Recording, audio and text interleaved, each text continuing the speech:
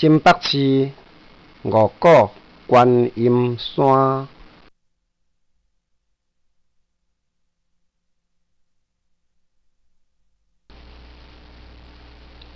伫台北淡水河的出海口，正边是淡水，倒边就是八里，旧名叫做八里分。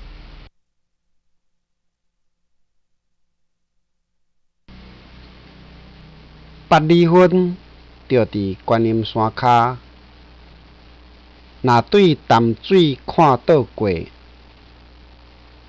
观音山看起来亲像倒摊起身的女体。遮是头壳，过来是颔颈、肩胛头、腰部、大腿仁。安尼，你看出来袂？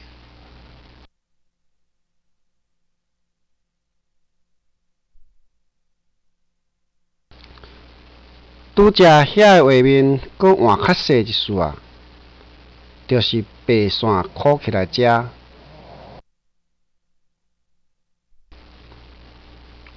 画面形象变做倒摊笑、面仰天的女体，对正手边开始，头壳、颔颈、无年房、腹肚，安尼有成无？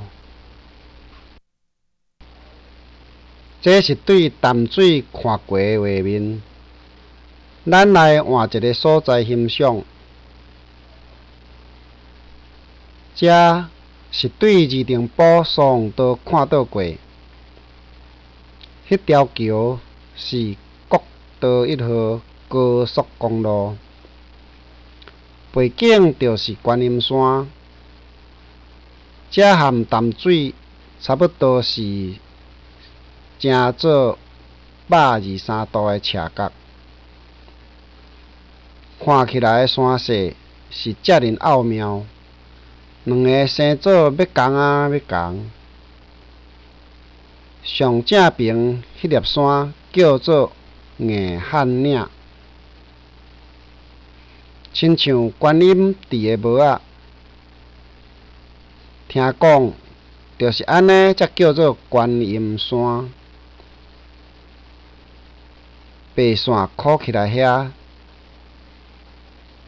讲有好地理，是观音的头壳智慧的所在。较悬迄间叫做灵魂禅寺，较低迄间叫做开山灵魂寺。自古观音山就有淡水八景之一的分岭吐雾的好名声。清国大龙帮举人陈维英曾经题诗温说：“分岭迷茫八里间，连调吐雾搭阿权。此中定有深踪貌，未许分明见一斑。”当地阁有一句俗语念谣：“观音山石头盘，一窟水三尾麻，掠会着君袂烂。”